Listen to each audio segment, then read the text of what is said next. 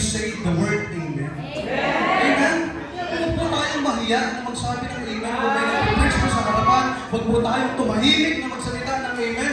Kung meron po nag-preach sa harapan, yung pastor ay nagtuturo ng katotohanan, huwag po kayong magsabi ng Amen. Ang tumatahimik po dapat yung mga nagtuturo ng kabulaanan. Tayo po nagtuturo ng katotohanan na hindi dapat manahimik. Kasi ano po sabi sa salita ng Diyos sa Hebrews chapter 3 verse 15, nalagay po natin binubukan, while it is said today, if you hear His voice, harden not your hearts as in the provocation. Huwag mong pagmatigasin yung puso. It is not an accident nor an incident na makinig ka ng salita this afternoon dahil hindi mo dapat pagmatigasin ang iyong puso. Sa halip, kailangan i-open mo yung puso sa salita ng Diyos para mas lumago, mas lumawag through you. Gagamitin ka ng Panginoon, gagamitin ng bawat isa ng Panginoon. Hindi niya alam, hindi natin alam, baka isa daw sila as a missionary. Baka isa daw sila as a missionary. Amen! Pati mo yung dinuri sa akin. Huwag po tayo kinikahiya ang salita ng Panginoon. Ang tunay na baptist, malakas mag-amen niya. Dapat nahihiya. Hindi mo kinakahiya ang salita ng Panginoon. Kaya po ang mensahe natin for this afternoon, now na tayo standing in front of you, it's a reflection na naman. Nakakahiya mo tumayo sa harapan ng pulpito na to at makikita mo ang iyong itsura sa harapan ng Panginoon. That's why we preachers should not take this pulpit for granted. Kailangan po pahalagahan natin as a preacher, as we stand in front, na kung po tayo po yung magsasalita sa pulpitong ito na tayo dapat paniwalaan ng ating pong mga tagapakinig. Kaya po ang pulpit nito, pag ako tumatay, lagi yung kinakabahan. Kasi it's a reflection of yourself. At ang unang binahagihan mo na ng salita ng Panginoon na kung ikaw umupo na Messiah, ay iyong sarili. Ikaw na ang unang tinamahan, ikaw na ang unang nasanglayan, pwede ka na sumigaw, Lord, tama na po! Pero hindi po ako mistap doon. Kailangan i-share ko po yun sa inyo para lahat po tayo makinig ng salita ng Panginoon, lahat po tayo matuto, lahat po tayo lundag sa ating po pananampalataya. Pag sinarili ko lang po, ako lang po yung nasaktan. Ako lang po yung alam. Kapag binahagi po sa inyo, sabay-sabay po yung alam. Amen? Kaya this afternoon, when you hear God's word, harden not your hearts. Akin po umusok ang inyong pong mga word. Say amen. Sa pag at least, kung nag-amen ka, hindi halata. Hindi halata. Amen! Ulit na naman ako nila. Amen! Hindi halata. Amen? In this afternoon po, sa ating pong mensahe, I think this is the last topic for the team be ready. And for the last days, ating pong tinapik, last January, be fruitful, and then in February, be loving, be on fire for God in March, and then be disciple in May, and then in April, be involved, and this June, be ready. Ano po kaya next? Exciting. Sana meron ulit Sunday Schooler na umawit, baka makakita ulit tayo ng idea. God bless you mga Sunday Schooler na umawit. This afternoon, mga kapatid, it's a privilege once again to stand in front of you, to borrow this pulpit from our pastor. So we want to take our pastor na pinapayang po sa atin ng pulpit just for to share also God's word. This afternoon, ang ating pong pamagat sa ating pong mensahe.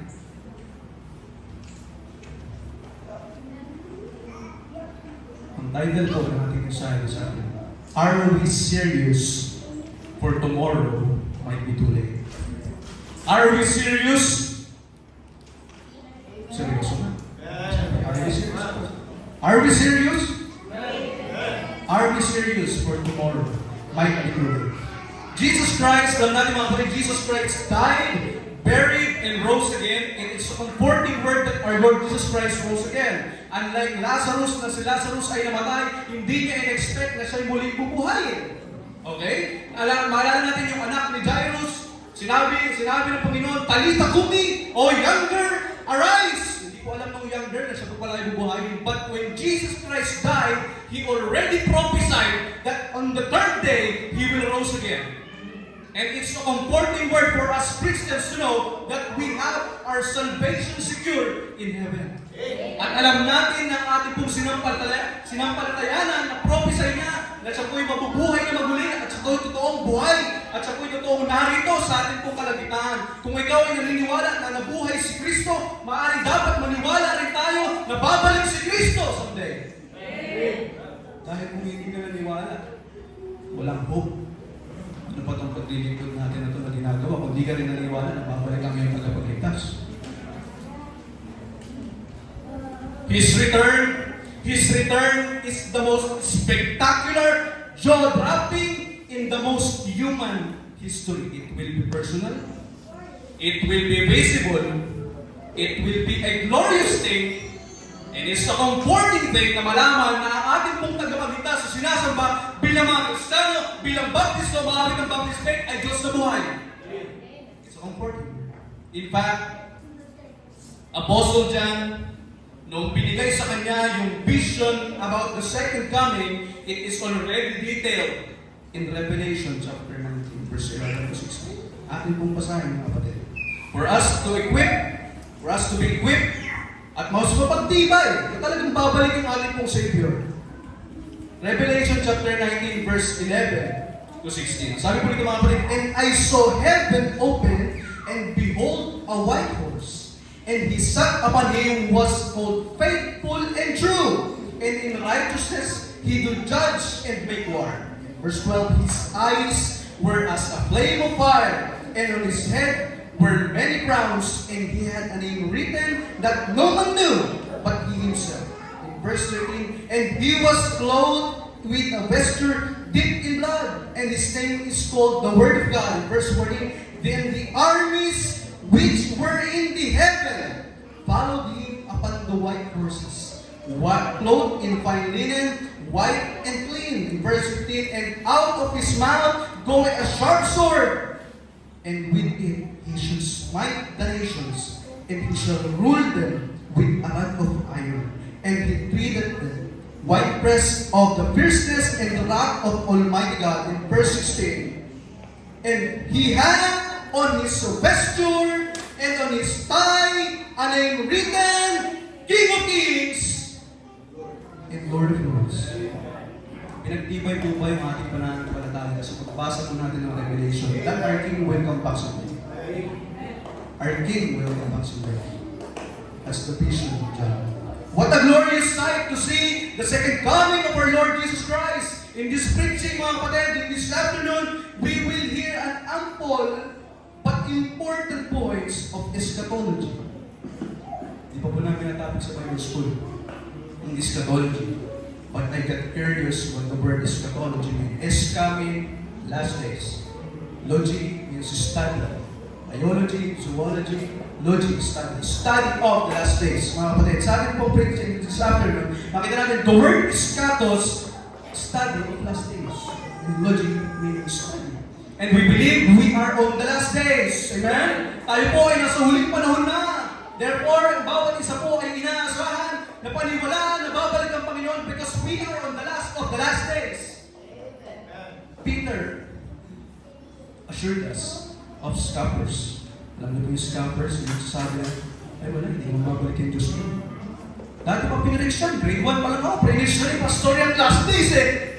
Sunday schoolan pa lang ako, may last days na. Even Peter, mga kapatid, assured of us that there will be scoffers na nagsasabi ko sa atin. Tignan mo natin, 2 Peter chapter 3, verse 3. Knowing this verse, okay? First of all, that there shall come in the last days, scoffers, walking after their own lusts, and saying, where is the promise of his coming? For since the fathers fell asleep, all things continue as they were from the beginning of creation. Ano yung sinasabi ng last days? Yung mga father na natulog na, ng mga nauna na, ganun pa rin naman ang nangyayari hanggang ngayon. Pareho pa rin naman. Anong sinasabi ng darating ng Panginoon? There will be scoffers. Yung questioning mga kapatid ng ating pananampalataya. Yung questioning ang Savior natin. Sabihin, darating ba talaga? Bakit hindi naman darating yan? Tutuyanin ka. Lilipatin ka as young people. Darating, mag-share ka ng solo winning sa school mo. At sinabi mo, tumanggap ka ng repent. Babalik ang Panginoon. Ano sinasabi mo, sis? Bata-bata ka pa, paano babalik ang Panginoon? Young people. Hindi ka paniniwalaan. Kahit Kristiyano pa yan, minsan lilipangin ka at iisipin, especially if you are a backslider at heart, this preaching will not become enticing for you. Especially if you are a backslider at heart. The second coming will not be enticing for you. Dahil sasabihin mo lang, hindi mo babalik ang Meson. Hindi mo babalik ang Panginoon. Noon pa yan eh. Hindi pa nga ako nagbabaksay. Ay, maalag pa nga ako nun eh. Hindi naman bumabalik ako na napakarinig ko ng preaching yan. How many preachings I heard? May second coming. Be careful with Christians, baka mamaya sa ating puso, search our hearts, baka isa na tayo sa scoffers. Baka isa na sa question sa pagbabalik ng King of Kings, the Lord of Lords, that we just read in the Revelations. Be careful, we are on the last days. Ito nakakatakot ko yung Revelation. Even when the disciples asked Jesus in Mount Olives, kung maaalala natin mga kapatid, in Matthew chapter 3, Matthew chapter 24, verse 3 to 14, na yung po mga disciple, tinanong si Panginoon dun sa Mount Olives, Panginoon, ano ba yung mga sign na ikaw po ay babalik? And as he sat upon the Mount of Olives, the disciples came unto him privately, saying, Tell us, when shall these things be? And what shall be the sign of thy coming? And then of the end of the world. And Jesus answered unto them, Take heed that no man deceive you. For many shall come in my name, saying, I am Christ, and I shall deceive many. Even yung mga disciple, mga kapatid, alala natin dito pong verse na to, even yung mga disciple in the Mount of Olives, tinanong nila, Panginoon, ano ba ang mga signs ng iyong pagbabalik, Panginoon? Sabi nito, merong mga magpapanggap na Kristo, merong gera, merong digmaan, pero sabi sa verse 6, ngunit, huwag kayong mabahala in verse 6, and you shall hear wars and rumors of wars, see that ye be not troubled, for all these things must come to pass, but the end is not. Science yan. Pag nakakita ka nga ng science sa NLEX, di ba? EDSA. EDSA na ba agad? Sign pa lang yan, hindi pa yan EDSA.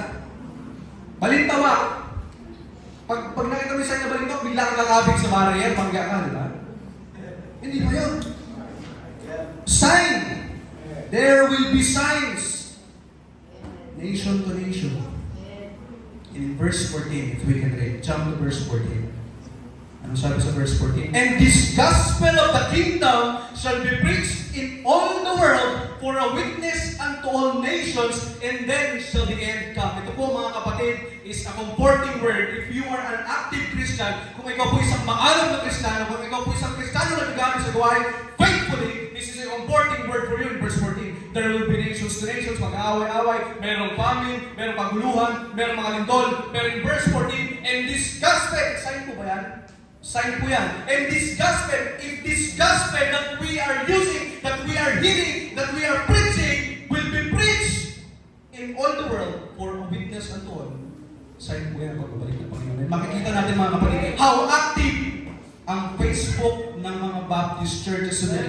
It can reach nations to nations, coast to coast, kaya makaabot ng salita ng Panginoon. Yan ang comforting word sa ating mga Kristiyano, na ang salita ng Panginoon ay naipapahagi na ngayon sa anumang dako ng mundo. Sign po yan. Makikita mo, noon pa naman ba't binabahagi ni Jesus Christ ang salita ng Diyos. Pero mapapansin niyo mga kapatid na mas maraming Kristiyano ngayon compared to mas high-tech ngayon na makapag-aabot ng salita ng Diyos. Sometimes, if you will use social media carefully, social media can reach people. But if you will use social media as a platform to bash the church, to bash the Christians, hindi po yung inaasahan ng Panginoon sa atin.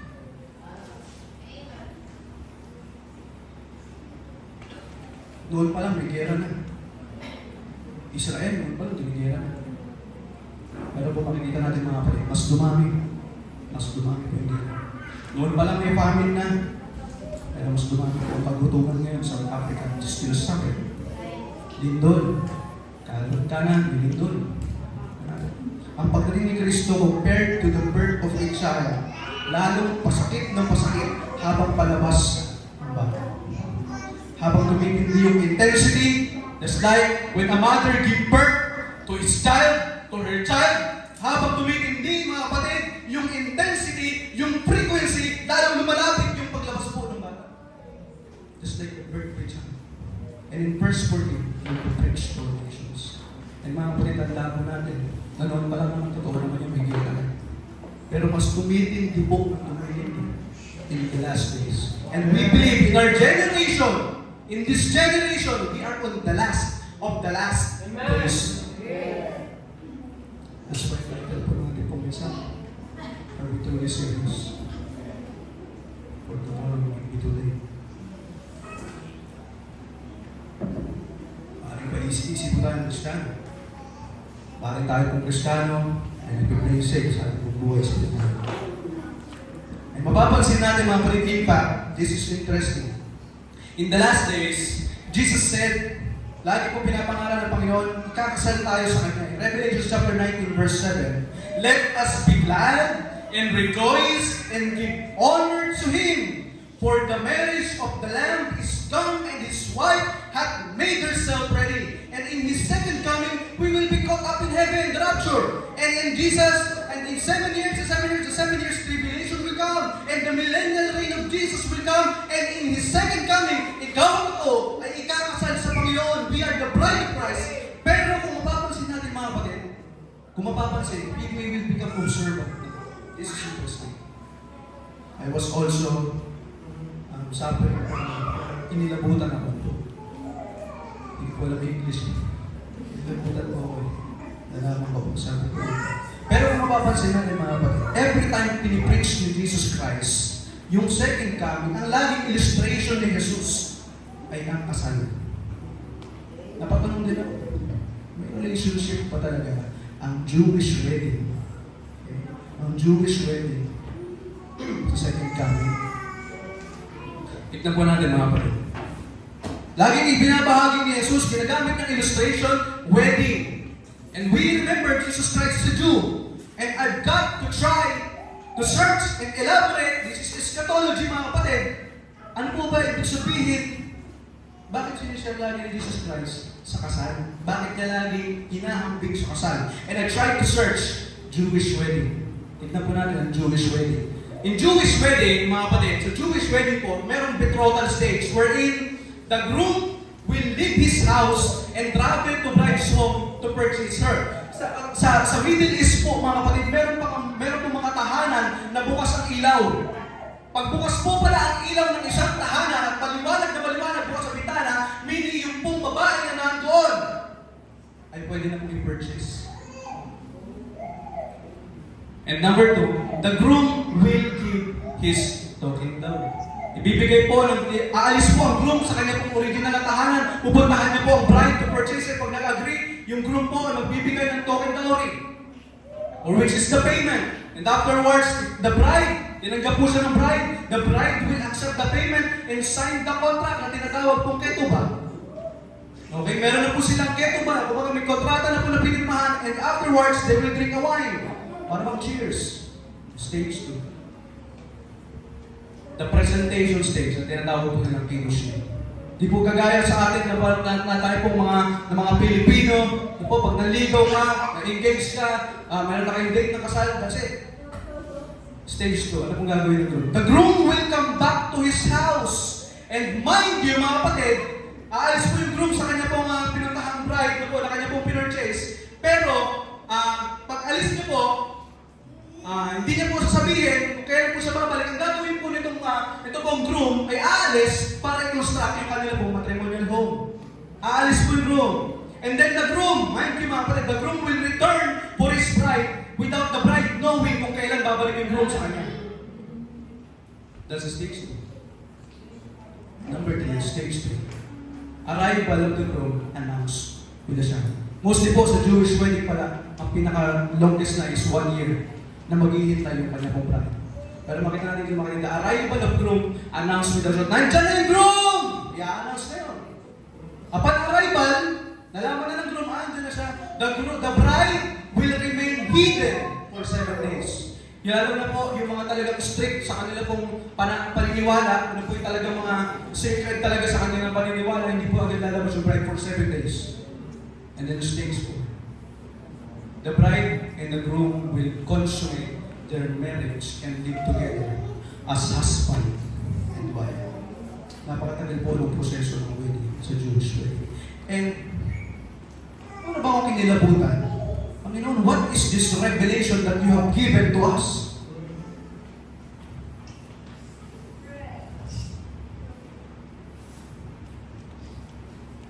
Sa betrothal stage, mga kapatid, Jesus left His home in heaven to purchase us. Amen. His life as the token. When the bride accepted, when we accepted Jesus Christ and reached out sa atin ng Panginoon, you will sign the contract. You accepted Jesus Christ. You have now a new covenant with Jesus Christ. After you accepted Jesus Christ, and the new covenant was there, we now have the bread and the wine, which represent our last supper, the remembrance of Jesus Christ. And Jesus returned to his home in heaven to construct your mansion. In the ceremony, he will come back, but we don't know when he will come back. But he will come back with a shout. He will come back with a trumpet. Pagkarinig po natin yan, there will be 7 years tribulation. What a revelation from Jesus Christ na sa Jewish wedding, meron tayong makikitang blessing na kinumpara ng Panginoon. Ito pong wedding sa kanya pong pagbabalik. And it's so comforting for us Christians to know that there is something in Jewish wedding representing here in the infallible Word of God, the King James Version that we are using. Maraming Kristiyano, mga kapatid, ngayon, ang obsessed na obsessed kung kailan ba talaga babalik si Jesus, kailan ba talaga babalik yung sinasabi mong Savior niyo sa Tabernacle Baptist Church, kailan ba talaga babalik yung Savior ng mga Baptist na yan, ng mga maingay pala, amen na Baptist na yan. Mga kapatid, huwag po tayo maging obsessed kung kailan babalik si Jesus. Maging obsessed tayo, mga kapatid, kung ano po ang magagawa nating paghahanda para sa pagbabalik ni Jesus. Kung hintayin mo kailan, kung hintayin hindi, lagi kang maghanda sa pagbabalik na kayong Savior. We are not called to figure out what day Jesus will come back. We are to be ready and to live seriously for Him. Minsan kasi pa kapatid ang problema, hindi tayo seryoso sa gawain. Sisimba ka, next week wala ka na. Kaya nga po sabi sa libro, nasa natin yung pisahan natin. Harden not our hearts. Harden not your hearts. If you hear His word, today, harden not your hearts. Prayer meeting, mga kapatid. Ilan lang po umanin sa prayer natin. If you are a preacher, you should attend the prayer meeting. Kung tumatayo ka sa harapan na to, kung gusto mo maging epektibong tagapagturo, kailangan i-practice mo muna ang sinasabi mo sa kulitong ito bago ka mag-preach.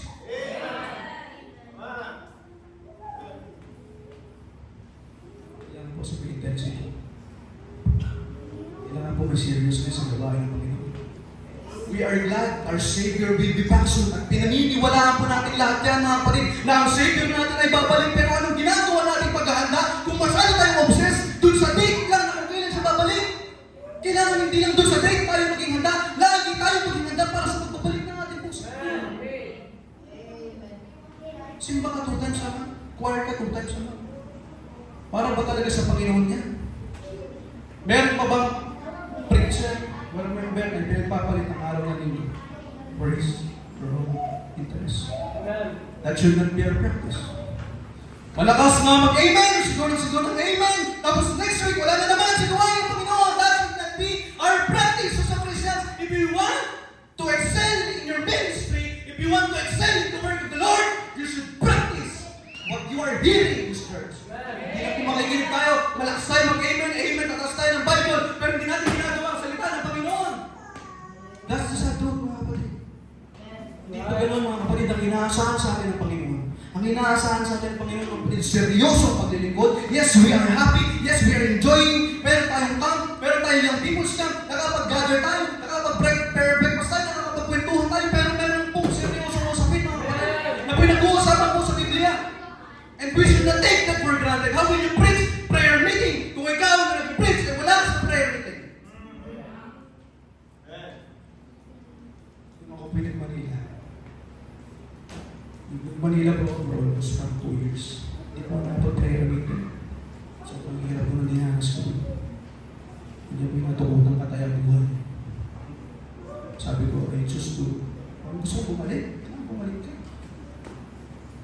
Kaya sabi natin sa last preaching from last days, ang Panginoon walang inferiority complex na kung hindi ka magsisimba, papabawasan yung pagka-Diyos niya. No, it's not. Diyos pa rin siya. Pero tayong tao, kailangan natin ng Panginoon sa ating pumuha. Tayong tao, hindi tayo mananatili dito, walang biyaya ng Panginoon. That's why it's time to be serious in the word of the Lord. If you want to expand, if you want to grow, kung gusto mong lumago ang church na to, nanonood po ako lagi sa CBBC. Salamat niya, kailangan din namin yung pastor. Salamat sa Bible School.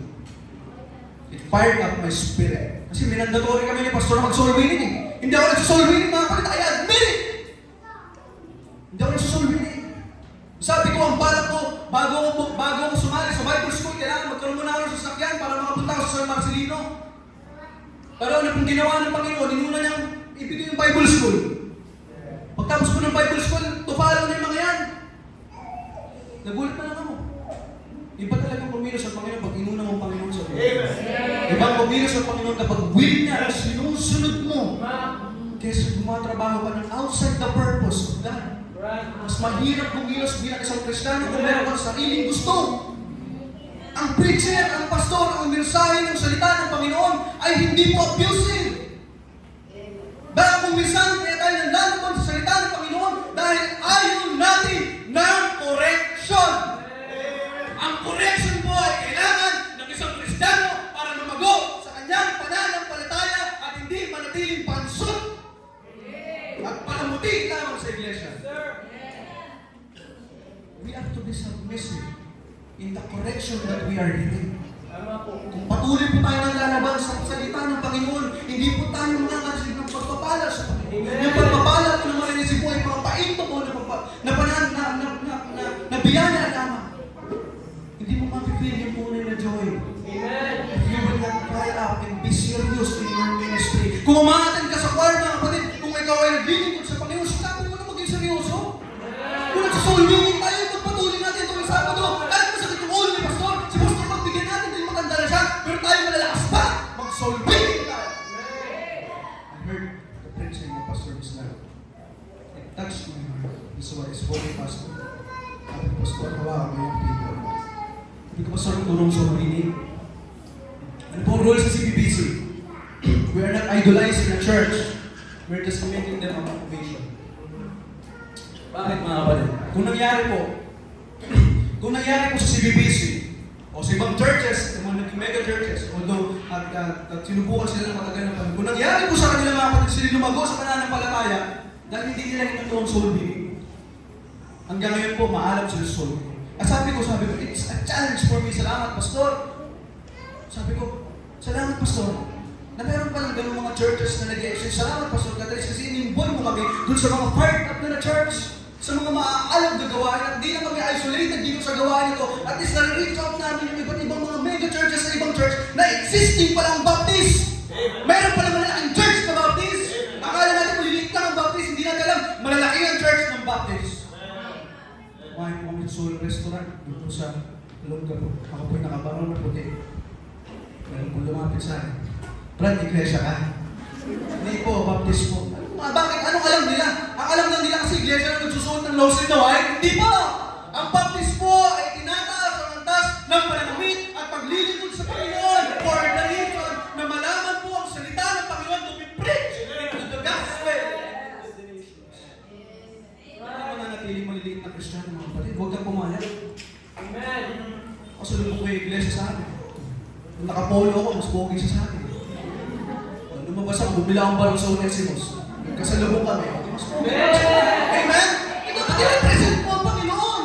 Maging handa ka, maging ready ka na i-represent mo ang Panginoon. You are an ambassador of Jesus Christ. Huwag kang pumayag.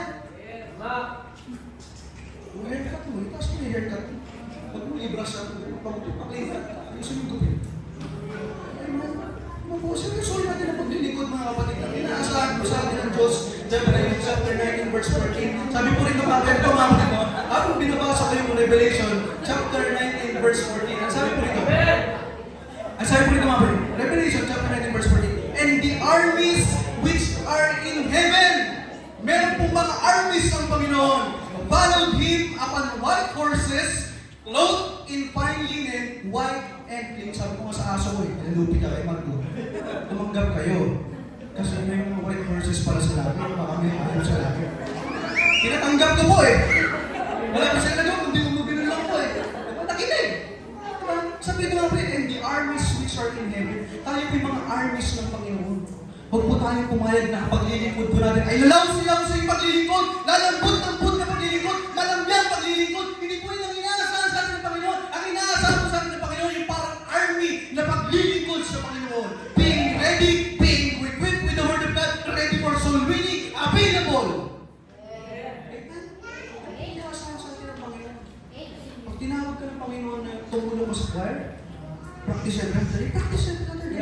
Attend the choir. Huwag po yung next week, wala na naman. Kung sinabi soul winning na yan every Saturday.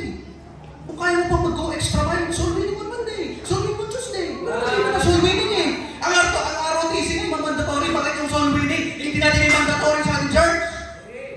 Amen. Nalala niyo po si Angel Cleopas. Kasama na po yung isang disciple. Pinag-uusapan ko na si Jesus Christ. Namatay po ang Panginoon lahat. At nung po nangyari, pagdating nila sa mundo, hindi nila namalayan na kasama na pa nila ang Panginoon. At nung narinig po ng isang disciple, Angel Cleo, Angel Cleopas, Angel po ni Jesus eh. Angel Cleo, short.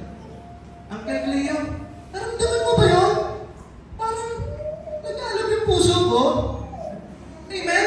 Pinag-usapan nila yung Panginoon eh. Shinare nila sa isa't isa, yung Panginoon ay buhay.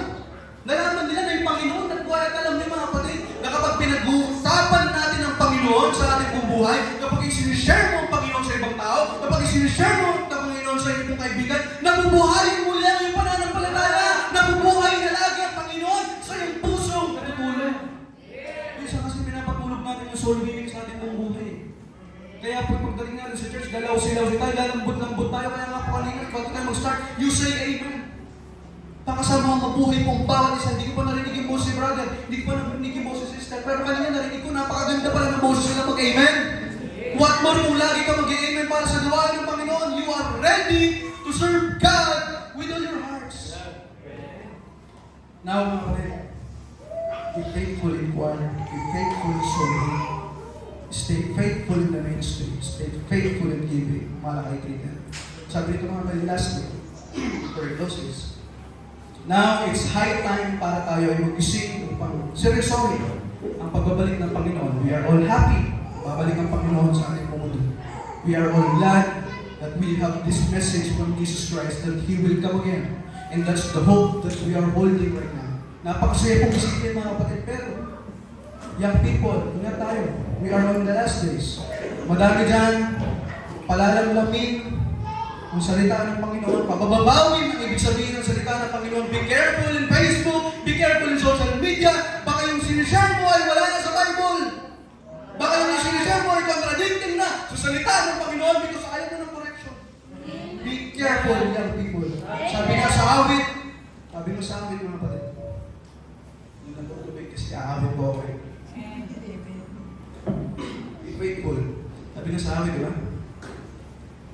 My God, help me be faithful to the word you have given to proclaim the word. Amen? Be faithful. Be ready. Magiging dapat tayo kapag sa pagpapalik ng Panginoon. It is high time to train soul winners. Get ourselves ready, most especially in soul winning and reaching souls for Christ. It is high time to strategize and fire up again on what works effectively for Jesus Christ, for Him, at mapapalagay po ang makakalik ang kanyang pagkakas. Huwag po tayo maging patulog-tulog ng Kristyano. Maging disiplinado, seryosong Kristyano po tayo sa gawain ng Panginoon. Dahil ang gawain ng Panginoon ay seryosong gawain. It's a sacred thing na hindi ka aawit sa gawain ng Panginoon tuwing anniversary, na hindi ka a-attend sa choir dahil kailangan ka lang. A-attend ka sa choir dahil you want to fully surrender your life to God. Again, ang Panginoon naman is a God of second chance. If God spoke to your heart this afternoon, mga kapatid, meron pang pagkakataon, there is a sense of urgency to come back and be ready and be serious for His word. Maging seryoso po tayo mga kapatid sa pag-layo. Sa last, let us be serious for tomorrow, not for today. At sa pagbabalik ng Panginoon, we can imagine, and He had on His vesture and on His thigh His name written in things sa kanya pong tayo, Lord of Lords. Amen. Amen. Amen. Wow.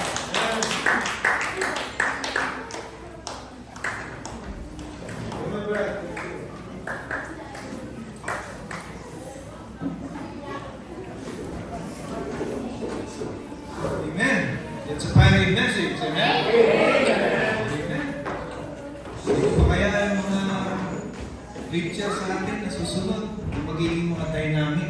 Amen? So, gusto natin ganun na maging dynamic. Kaya nag-iimbita din tayo ng news. Napapagaya, no? INT, no? Sabi na ni Peter Aaron kanina, parang mag-minute yung kwento sa kinaupuan. Pag sabi ko, parang sakit ng likod ko. Sinabi niya dapat maganda yung kupit. Ay, kamula ng thank you, bro. Thank you. All I can say is thank you. Let us all pray.